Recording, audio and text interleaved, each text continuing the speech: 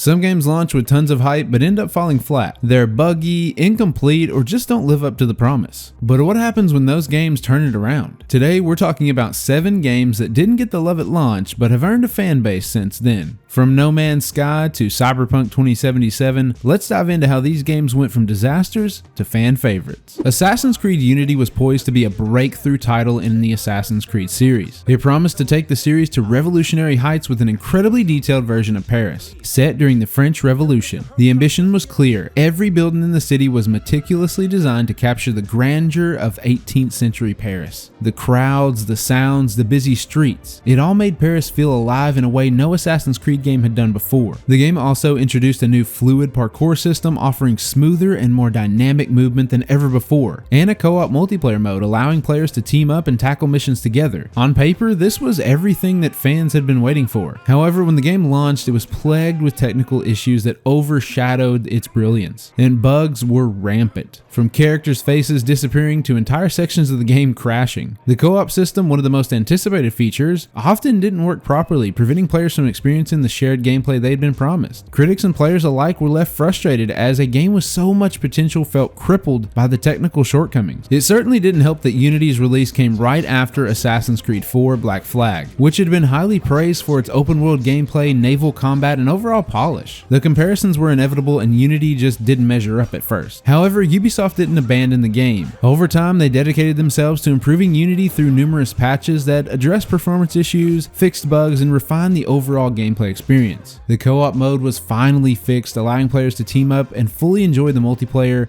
that had been promised. The stunning recreation of Paris with its intricate details, stunning architecture, and historical landscapes began to shine through as one of the most impressive open world environments we've seen. Unity's new parkour system, which was criticized at launch for being inconsistent, was gradually improved to become one of the most fluid and satisfying movement systems in the series. Today, Unity is often regarded as one of the most underrated entries in the AC franchise, with historical accuracy, breathtaking open world design, and revolutionary parkour mechanics that have earned it a new level of appreciation. What was once a laughingstock due to its troubled launch is now a beloved title by many. While Unity may have failed at the starting line, it has certainly found its footing as one of the most immersive and visually impressive games in the Assassin's Creed series. When No Man's Sky was announced, it was one of the most ambitious projects in the gaming world. Developed by indie studio Hello Games, it promised an infinite, procedurally generated universe that would allow players to explore planets, discover new species, and never run out of things to do. The concept of exploring a truly boundless universe was exciting, and the hype surrounding the game was massive. For many, it felt like the perfect game, an endless adventure that would never end. However, upon release, No Man's Sky was far from the game players had been promised. The universe felt empty, the mechanics were repetitive, and many of the promised features, like multiplayer and meaningful interactions with other players, were nowhere to be found. And the reviews showed this frustration, with many accusing Hello Games of misleading players through their marketing. Critics cited a lack of content, shallow gameplay, and broken promises. The backlash was swift and the game's Metacritic score plummeted. For a time, it seemed like No Man's Sky was a cautionary tale of an overhyped game. Instead of walking away from the project, Hello Games committed to making a remarkable turnaround. They released multiple major updates, including the addition of multiplayer, base building, expanded exploration, and more complex gameplay systems. Over the years, No Man's Sky gradually began to take shape, with players and critics praising the studio for their dedication to improving the game. Today, No Man's Sky has transformed into one of the most engaging space exploration games out there. The vast universe is now teeming with life, allowing you to explore vibrant planets, build intricate bases, and even collaborate with friends in multiplayer. The continuous updates have made the universe feel alive and constantly evolving. By 2020, the game had turned into a beloved title with a solid fan base. Reviews improved dramatically and sales surged as new content continued to be added. Today, No Man's Sky is considered one of the best comeback stories in gaming, with an ever-expanding universe that truly lives up to its potential. Days Gone was a unique open-world action-adventure game set in a post-apocalyptic world, where the remnants of humanity face a terrifying threat, zombie-like creatures called Freakers. The game stood out with some breathtaking landscapes, capturing the beauty of a desolate but hauntingly beautiful world. At its core, Days Gone was about survival and loss, with an emotional story centered around Deacon St. John navigating this chaotic new reality. The game's world was rich with danger, but also opportunities for relationships, as Deacon tried to hold on to his humanity in the face of overwhelming odds. On paper, it had the potential to be a massive hit, combining an emotional narrative with intense action, survival mechanics, and a vast open world. However, upon release, Days Gone was met with mixed reviews. Critics found the gameplay to be repetitive, with too many recycled missions and objected objectives that often lack variety. The technical issues didn't help.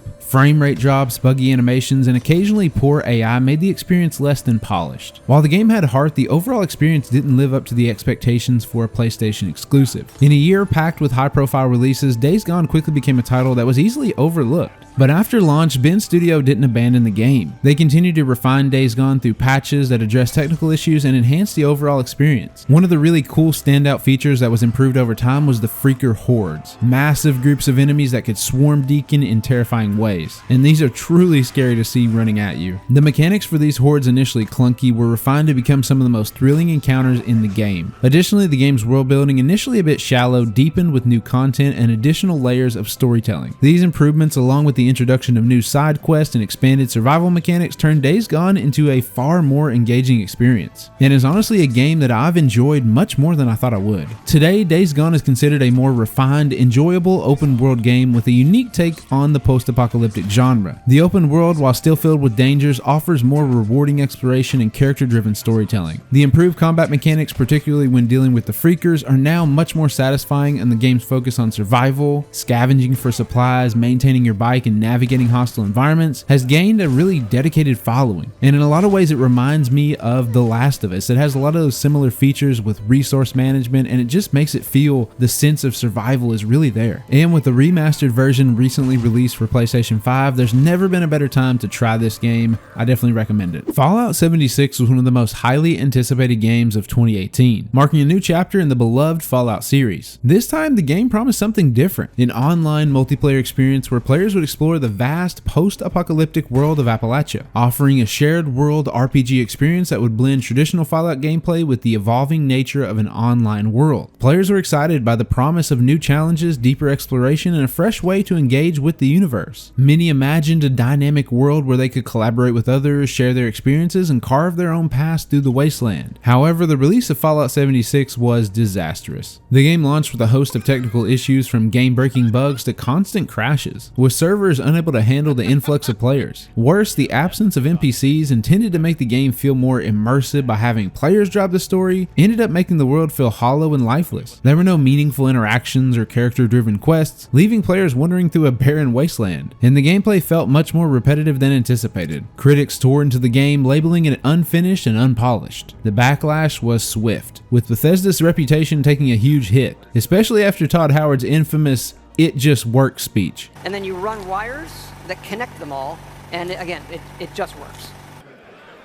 All of this just works. Despite the rough start, Bethesda stuck with Fallout 76, committing to fixing the game with regular updates. The turning point came with the Wastelanders expansion, which reintroduced NPCs and added a more fleshed out narrative, giving players the human characters they had been missing. This expansion brought new quests, better storytelling, and deeper interactions with the world. Along with Wastelanders, many patches were rolled out to improve gameplay. Combat became more dynamic, the world's events became more engaging, and the multiplayer experience became more cooperative and enjoyable. The addition of more locations, faction quests, and improved weapons made the game's open world exploration much more satisfying. Today, Fallout 76 is a more stable, fun, and engaging time, with the community growing steadily thanks to these continuous updates. While it's still not perfect, it's a far cry from its disastrous launch. If you're enjoying the video thus far, consider subscribing to the channel. It'd be greatly appreciated. Now, let's get back to it. Cyberpunk 2077 was a juggernaut of anticipation. CD Projekt Red, known for the Witcher series, promised players a futuristic open world RPG like none other, set in the dystopian Night City. The game was pitched as a visually stunning, story-driven masterpiece filled with branching narratives, deep character customization, and meaningful choices. The potential for Cyberpunk 2077 was staggering. Players were promised an experience where their decisions would shape the world, where they could explore every nook and cranny of a sprawling, vibrant city, and engage in deep conversations with memorable characters. Unfortunately, Cyberpunk 2077's launch was a disaster. The game was riddled with bugs, crashes, and performance issues, especially on last-gen consoles.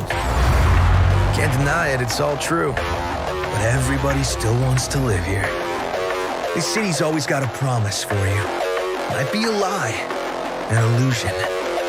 but it's there. The immersive world was really devastated by tons of glitches that broke the immersion. Reviews were mixed to negative, with many calling out CD Projekt Red for over-promising and under-delivering. And even the company's reputation, built on years of goodwill from the Witcher series, was called into question. However, CD Projekt Red committed to improving the game, releasing multiple patches that fixed bugs, improved performance, and added more content. One of the standout changes was the next-gen upgrade, which enhanced the game's graphics, making the neon-lit streets of Night City truly shine on PlayStation 5 and Xbox Series X. The world of Night City, once plagued by technical issues, now felt more alive than ever, with detailed environments, better AI, and more immersive storytelling. What really made the game fun again, though, was the deeper narrative exploration and improved NPC interactions, which made every encounter feel meaningful. By 2022, with the release of Phantom Liberty, Cyberpunk 2077 had become a much more solid and enjoyable experience. The immersive, open-world RPG that many had hoped for finally came into focus. Reviews were updated to reflect the game's new state, and sales numbers picked up. While the damage of its reputation may never fully fade, Cyberpunk 2077 is now considered a redemption story in gaming. It's a game that offers an exhilarating narrative, countless hours of exploration, and a deep dive into a cyberpunk future that now feels as real and dangerous as it was always meant to be. When Mad Max was first announced, there was a lot of excitement. The Mad Max franchise, known for its chaotic action, high-octane vehicular combat, and apocalyptic wastelands, seemed like the perfect match for an open-world game. Developed by Avalanche Studios, Mad Max promised thrilling car chases, massive destruction, and a gritty adventure through a post-apocalyptic world. The potential was sky high, and many fans hoped to experience the Mad Max universe in the way they had never done before. Yet, when Mad Max launched, it didn't make the impact many had hoped for. While the world was expansive and beautifully designed, it often felt empty and repetitive. The missions, though fun in small doses, became monotonous over time, as many of them involved the same similar objectives. Critics pointed out that while the game looked great, the open world experience didn't offer as much as expected. As a result, Mad Max quickly faded into the background, overshadowed by other open world titles of the time that offered more dynamic experiences. However, compared to some of the other games in this list, Mad Max gained a new respect among players over time. Instead of being changed by numerous updates, the open world design, while repetitive, was pretty immense, and the feeling of exploring a vast, barren desert filled with danger and chaos was something that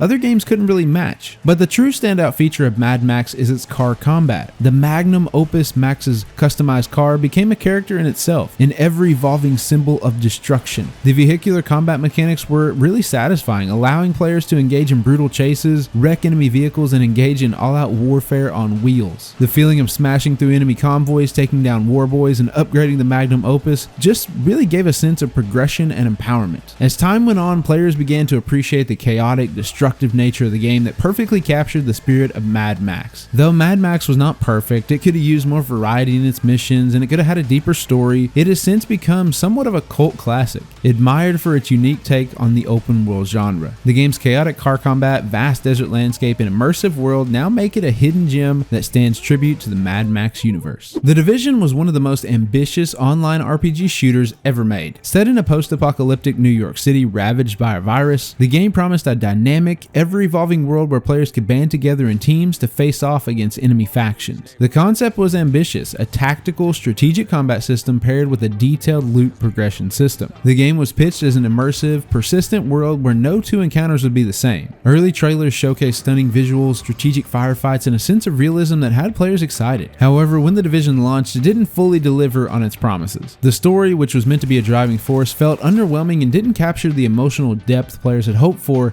in a post-pandemic world. The missions quickly became repetitive, with many players finding themselves stuck in a cycle of clear this area or capture that checkpoint. The game's in-game content was particularly sparse at launch, leaving many feeling like they'd hit a wall once the main story was over. The mechanics, while solid, had their flaws. The progression system was slow and grindy, which made it difficult to feel a sense of progression and reward. With its massive potential, critics and players alike were disappointed. It felt more like a shell of the experience they had expected. Despite the rocky start, Ubisoft was quick to address many of the Division's flaws, releasing several major expansions and updates that would change the game's trajectory. The Underground expansion introduced procedurally generated missions, adding variety to the gameplay. Survival, another major expansion, introduced a high-stakes mode where players had to survive in a harsh, hostile environment, competing not just with enemies but with the elements and other players. These additions helped revitalize the game, keeping it fresh and engaging for long-term players. The inclusion of the Dark Zone, where players could fight both AI enemies and each other for loot, became a fan favorite. It added a tense, high-risk, high-reward aspect to the gameplay that kept people coming back.